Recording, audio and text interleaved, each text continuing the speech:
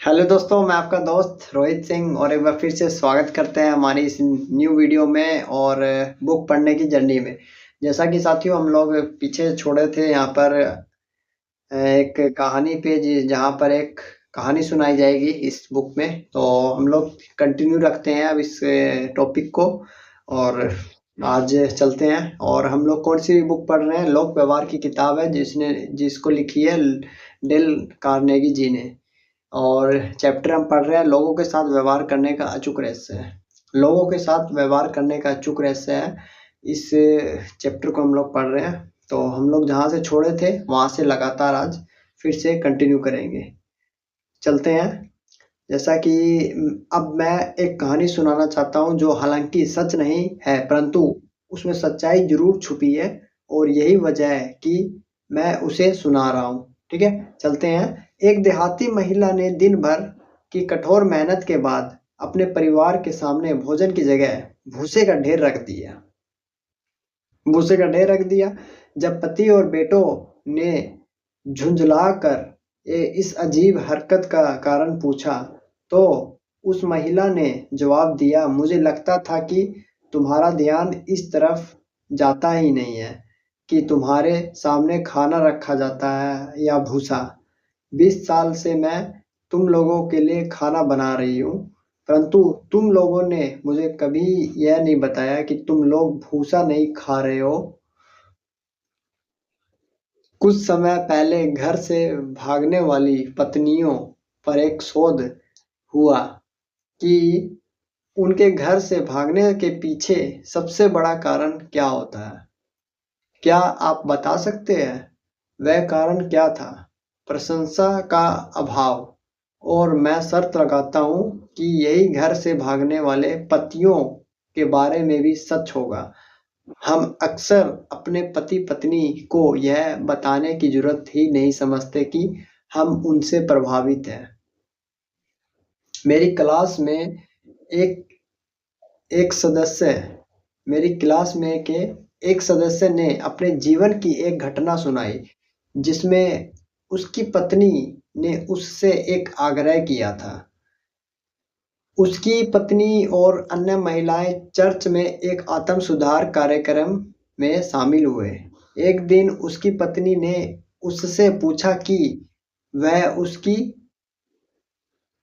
6 कमियां बताए जिन्हें सुधारने से वह बेहतर पत्नी बन जाए।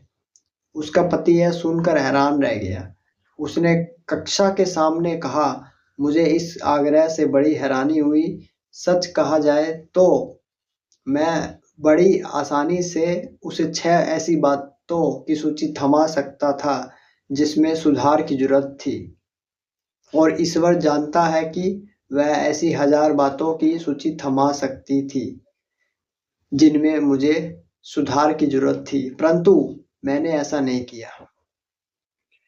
इसके बजाय मैंने उससे कहा, मुझे इस बारे में सोचने का समय दो और मैं तुम्हें सुबह इसका जवाब दे दूंगा। अगली सुबह मैं बहुत जल्दी उठ गया और फूल वाले को फोन करके उससे अपनी पत्नी के लिए 6 गुलाबों का तोहफा भिजवाने के लिए कहा जिसके साथ यह चिट्ठी लगी हो, मुझे तुम्हारी 6 कमियां नहीं मालूम जिनमें सुधार की जरूरत हो।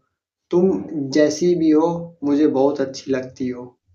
उस शाम को जब मैं घर लौटा तो क्या आप बता सकते हैं दरवाजे पर किसने मेरा स्वागत किया? बिल्कुल ठीक, मेरी पत्नी ने। उसकी आंखों में आंसू भरे हुए थे। यह कहने की जरूरत नहीं है कि मैं इस बात पर बहुत खुश था कि मैंने उसके आग्रह के बावजूद उसकी आलोचना नहीं की थी। अगले रविवार को चर्च में उसने बाकी महिलाओं को यह घटना सुनाई और बहुत सी महिलाओं ने आकर मुझसे कहा, इतनी बुद्धिमानी की बात हमने पहले कभी नहीं सुनी। तब जाकर मुझे सराहना की शक्ति का एहसास हुआ। लॉरेंस ज़िगफ्रिड ब्रॉडवे में धूम मचाने वाले प्रसिद्ध प्रोड्यूसर रहे हैं। प्रोड्यूसर रहे हैं, उनकी छवि एक ऐसे प्रोड्यूसर की थी जिनमें अमेरिकी युवतियों को ग्लैमरस बनाने की अद्भुत प्रतिभा थी। हर बार वे ऐसी साधारण युवतियों को लेते थे जिनकी तरफ कोई दोबारा पलट कर नहीं देखता, और उन्हें स्टेज पर वे ग्लैमरस और रहस्यमयी युवतियों में बदल देते थे।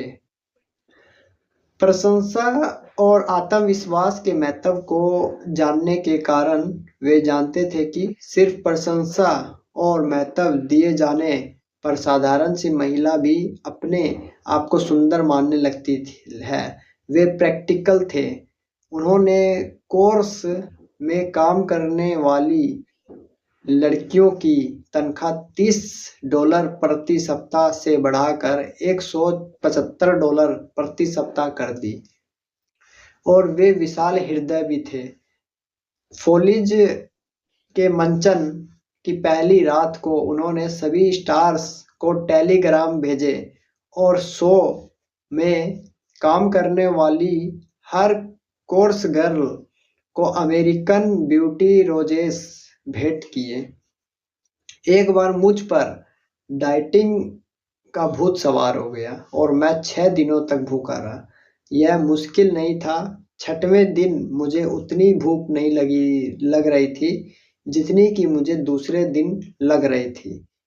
हम सभी जानते हैं कि अगर किसी के परिवार या कर्मचारियों को 6 दिनों तक खाना न मिले तो वह व्यक्ति अपने आप को अपराधी मानेगा, परंतु अगर वह व्यक्ति परिवार या कर्मचारियों की सच्ची तारीफ 6 दिन, 6 हफ्तों या 60 साल तक न करे तो उसे जरा भी अपराध बोध का अनुभव नहीं होता।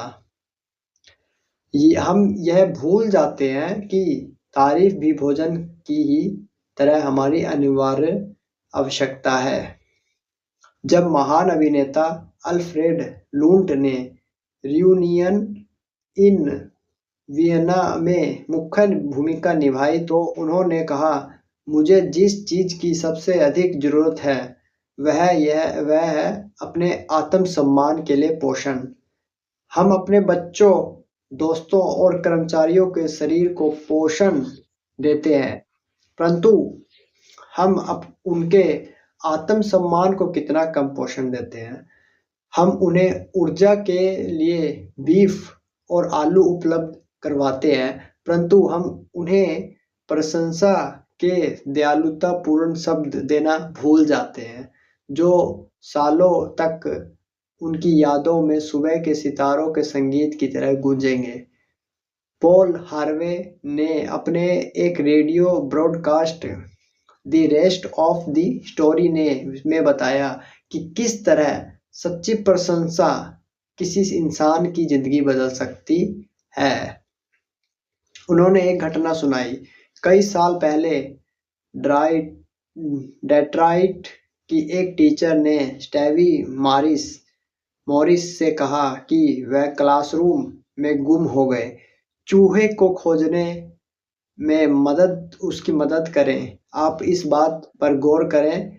उसने इस बात की प्रशंसा की कि प्रकृति ने भले ही स्टीवी को आंखें नहीं दी थी, परंतु इसके बदले में स्टीवी को सुनने की अद्भुत शक्ति प्रदान की थी। स्टीवी में ऐसी कुछ था जो उस क्लास में किसी और के पास नहीं था, परंतु दरअसल यह पहली बार था जब किसी ने उसकी सुनने की शक्ति के लिए स्टीवी की तारीफ की थी। अब सालों बाद स्टीवी मानते हैं कि यह प्रशंसा एक नए जीवन की शुरुआत थी। उस घटना के बाद उन्होंने अपनी सुनने की कला को विकसित किया और स्टीवी वंडर के स्टेज नाम को अपनाकर वे 70 के दशक के महान पॉप सिंगर और गीतकार बन गए। कई पाठक इन शब्दों को पढ़ते समय यह सोच रहे होंगे, अच्छा चापलूसी, मक्खन पॉलिश, मैंने इनका इस्तेमाल करके देखा है। समझदार लोगों के सामने यह तरीके काम नहीं आते। तो हम लोग यहीं पे इसको अब ब्रेक करेंगे, इसको यहीं पे ब्रेक करेंगे और यहाँ से हम नेक्स्ट वीडियो में पढ़ेंगे जहाँ बात होगी सही बात है चापलूसी समझदार लोगों के सामने सफल नहीं होती। 67 पेज नंबर पे हम लोग पहुंच चुके हैं, लोगों के साथ व्यवहार करने का अचूक रहस्य है, चैप्टर का नाम है। तो ठीक है साथियों, मिलेंगे नेक्स्ट वीडियो में। इसी तरह बने रहिए हमारे चैनल पे और ये बुक पढ़ने की आदत में। Thank you and have a nice day.